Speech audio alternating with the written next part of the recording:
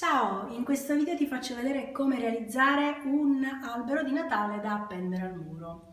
Questa è la soluzione ideale secondo me per chi non ha molto spazio in casa. Ti occorrerà due manici di scopa, io ho questi in legno ma vanno bene ovviamente anche quelli in plastica, e le strisce verdi decorative che trovi in quasi tutti i negozi che vendono decorazioni natalizie, cose per la casa, ma anche online. Ti ricordo sempre che nell'info box troverai tutti i link di riferimento dei prodotti che ti faccio vedere. Io l'ho completato con le lucine, queste qui a LED, e il tutorial è molto veloce,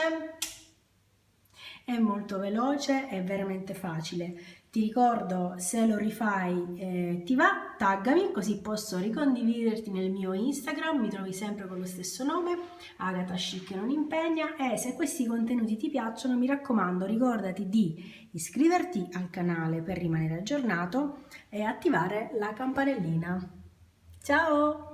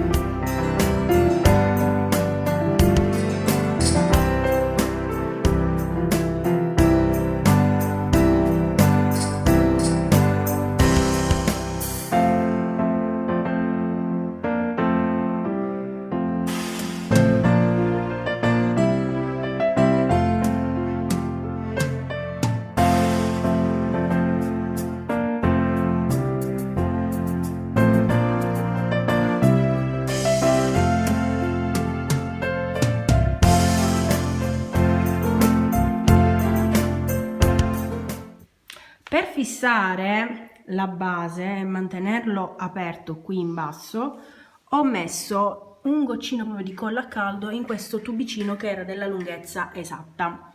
Se non avete questo potete mettere anche una striscia di cartoncino, anzi cartone un po' più pesante, e poi coprirla con l'ultima striscia verde, o gliela arrotolate sopra e lo chiudete qui, oppure semplicemente gliela lasciate cadere sopra.